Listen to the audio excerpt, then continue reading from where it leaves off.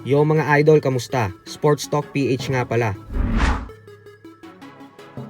Ang laban ni Casimero at ang pahayag ni Marshall. Pag-usapan natin yan mga idol. Ngunit bago ang lahat ay huwag kakalimutang mag-subscribe at i-click ang notification bell button for more sports talk. So para nga po sa mga hindi nakakaalam ay dumating na kahapon ang ating pambato na si former 3 Division World Champion angas ng Pinas, General Casimero sa bansang Japan. Para sa kanyang bigating laban kontra sa Japanese fighter, former IBF Super Bantamweight World Champion Yukinori Ogoni, nagaganapin sa October 12 sa Tokyo.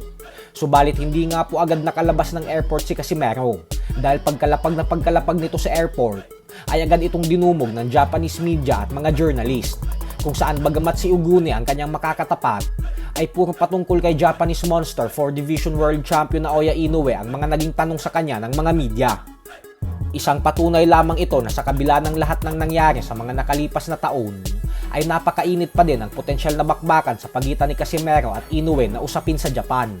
Kaya naman dahil dyan ay muling bumanat ang angas ng Pinas at sinabing siya lang umano ang bukod tanging nag-iisang boksingero na kayang tumalo sa binansagang halimaw ng Japan. Sinabi mismo ito ni Casimero sa mga Japanese media. Pero syempre nakafocus ngayon ang husto si Casimero kay Oguni.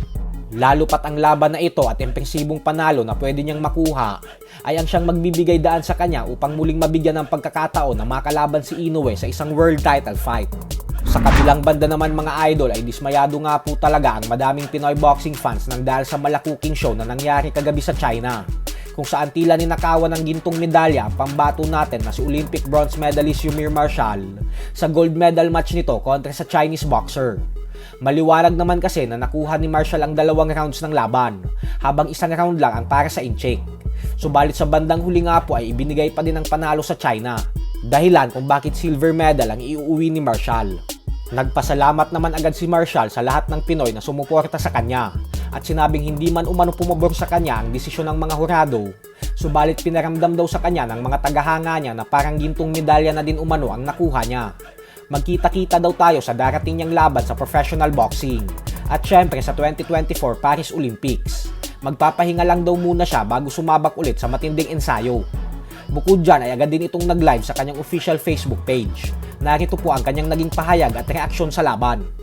Tanggapin na lang kailangan tanggapin.